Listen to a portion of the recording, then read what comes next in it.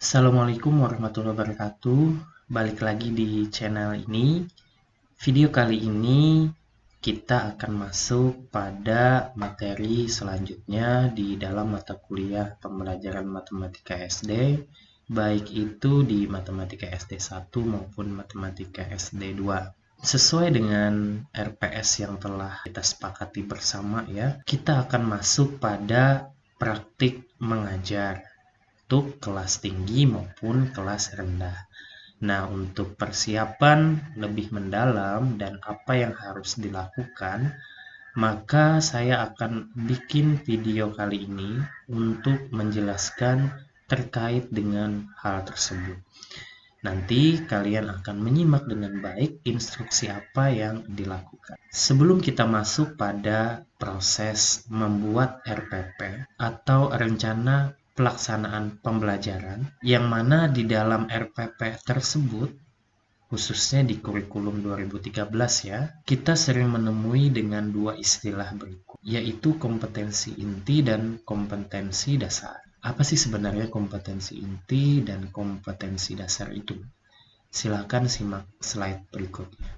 Ini saya ambil dari Peraturan Menteri Kebudayaan Republik Indonesia pada tahun 2016 ya, yaitu tentang KI dan KD.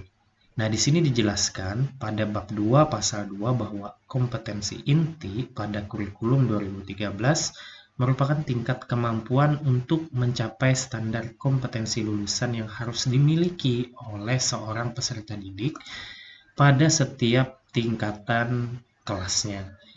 Nah, kemudian dari kompetensi inti ini maka diturunkan menjadi beberapa kompetensi dasar, yaitu merupakan kemampuan dan materi pembelajaran minimal yang harus dicapai peserta didik untuk suatu mata pelajaran pada masing-masing satuan pendidikan yang mengacu pada kompetensi inti tadi ya, yang terdiri atas 4. Kompetensi inti 1 itu mengacu pada sikap spiritual.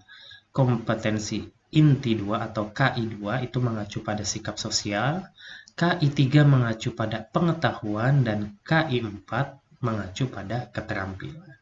Nah, inilah yang menjadi penciri dari kurikulum 2013 dibandingkan dengan kurikulum tingkat satuan pendidikan atau KTSP yang sebelumnya telah kalian pelajari bersama ya.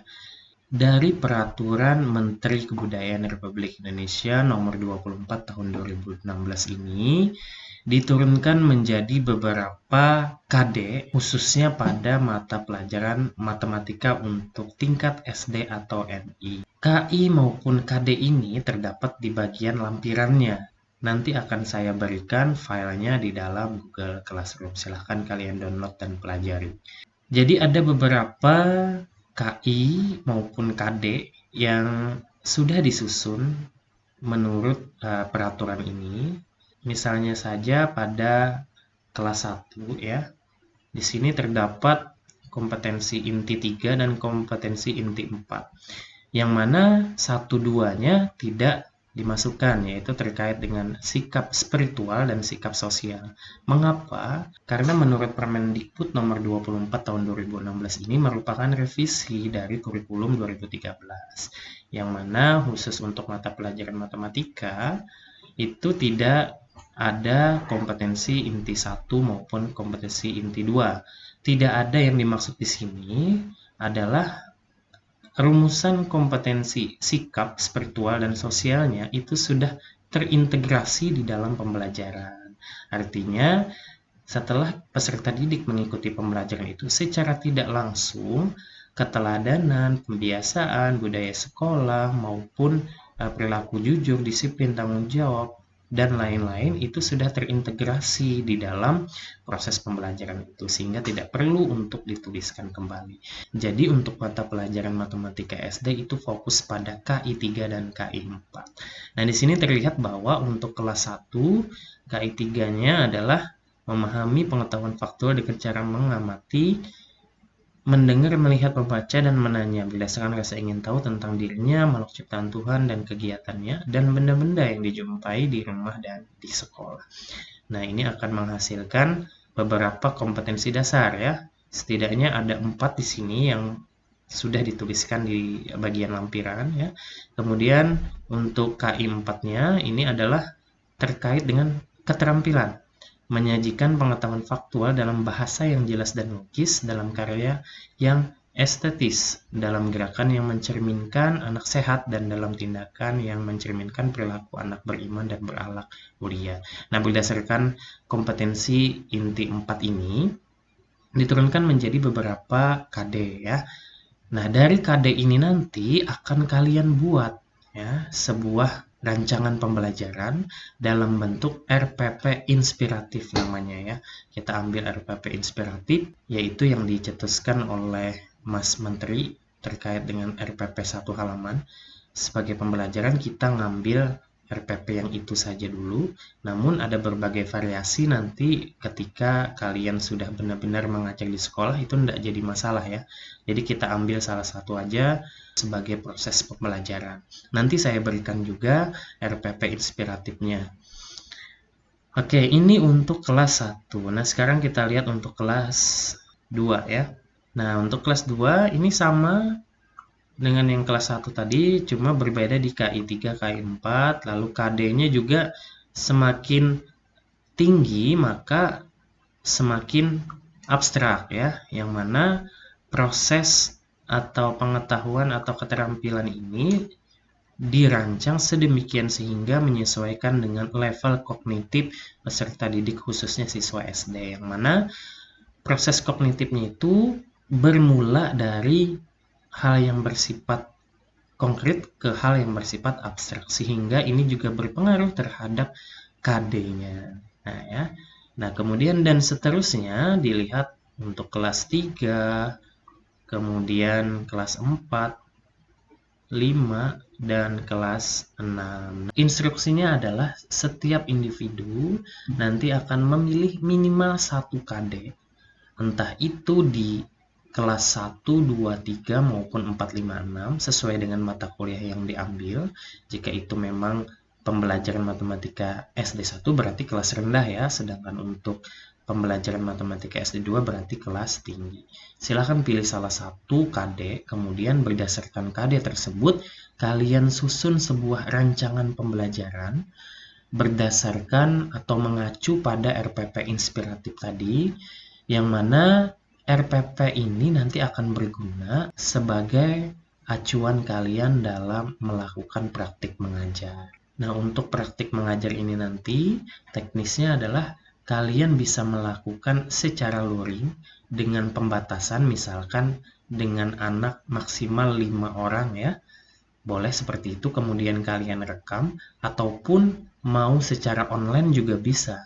Yang penting siswanya ada dan kalian yang berperan sebagai seorang guru. RPP inspiratif atau rencana pelaksanaan pembelajaran inspiratif ini disusun oleh tim dari Pusat Kurikulum dan Pembelajaran Badan Penelitian dan Pengembangan Kementerian Pendidikan dan Kebudayaan tahun 2019. Yang mana RPP inspiratif ini sangat ringkas ya, ringkas, padat, dan menurut saya jelas. Dan tentu saja menarik sekali untuk dilihat karena ini cuma 1 halaman. Kemudian ada lampiran yang mungkin terdiri dari juga 1 halaman maksimal ya. Dan memiliki ciri khas yaitu RPP-nya lebih interaktif atau lebih menarik untuk dilihat ya. Karena banyak ilustrasi yang disajikan dalam bentuk gambar yang menarik. Nah, kita lihat di sini khusus untuk RPP tingkatan sekolah dasar ya. Nah, di sini telah dijelaskan berbagai tujuan pembelajaran, kemudian langkah kegiatan, lalu refleksi dan konfirmasi, kemudian penilaian. Nah, penilaiannya ada 4 ini ya, ada aspek spiritual, sosial, pengetahuan, dan keterampilan. Dan ini disajikan dengan sangat ringkas, padat, dan jelas menurut saya ya. Lalu di bagian bawah ini disahkan oleh kepala sekolah. Ini salah satu contoh RPP kelas 1 dengan tema diriku, aku, dan teman baruku. Kita lihat di sini bahwa sangat ringkas dan sangat interaktif serta menarik untuk dilihat, tidak membosankan ya. Di sini kita lihat bahwa ini merupakan RPP tematik yang mana menghubungkan 4 mata pelajaran yaitu PPKN, Bahasa Indonesia, Matematika, serta seni budaya dan prakarya. Nah, di sini bentuk kegiatan pembelajarannya dibikin ringkas, lalu bentuk asesmennya seperti ini. Nah, di sini juga menyertakan lampiran kegiatan pembelajaran dan penilaian yang juga cuma 1 halaman. Ini sangat menarik sekali ya. Di sini ada 4 asesmen yang dilakukan.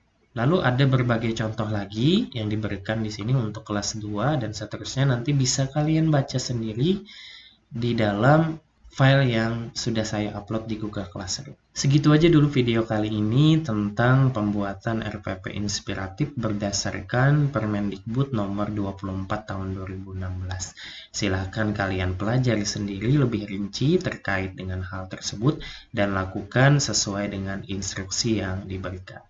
Jika ada pertanyaan atau saran atau mungkin masukan, silahkan diketik di bagian komentar dan akan saya feedback kemudian.